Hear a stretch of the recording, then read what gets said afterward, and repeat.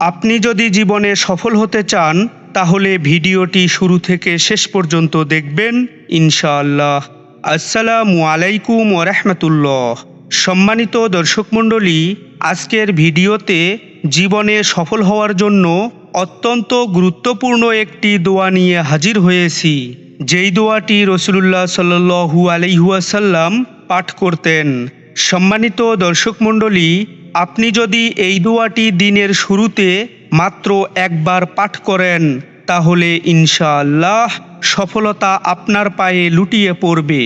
আপনি আল্লাহর কাছে কোনো কিছু চাওয়ার সময় এই দোয়াটি পাঠ করবেন, তারপর দুহাত তুলে মহান আল্লাহ রাব্বুল আলামিনের কাছে আকুতি মিনতি করে আপনার প্রয়োজনীয় জিনিসগুলো চাইবেন।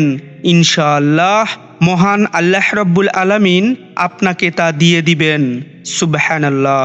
কেননা কোনো কিছু দেওয়ার মালিক তো একমাত্র মহান আল্লাহ রাব্বুল আলামিন, আর এজন্যই চাইতে হবে একমাত্র মহান আল্লাহর কাছেই।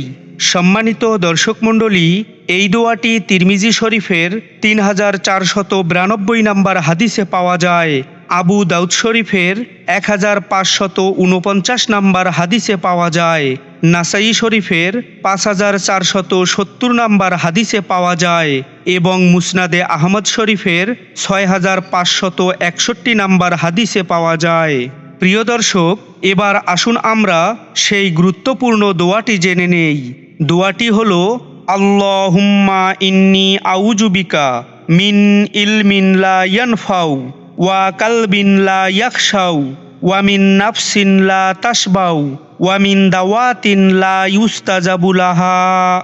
দোয়াটির বাংলা অর্থ হলো, আমি এমন জ্ঞান থেকে আশ্রয় চাই যে জ্ঞান উপকার দেয় না, এমন অন্তর থেকে আশ্রয় চাই যে অন্তর বিনয়ী হয় না, এমন মন থেকে আশ্রয় চাই যে মন কখনোই পরিতৃপ্ত হয় না, এবং এমন দোয়া থেকে আশ্রয় চাই যে দোয়া কবুল হয় না।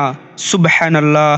সম্মানিত দর্শক মণ্ডলী, কতটা অর্থ সম্বলিত দোয়া, যে দোয়াটির অর্থ একবার পড়লে হৃদয়, মন, আত্মা পরিপূর্ণ শান্তিতে পরিতৃপ্ত হয়ে যায়।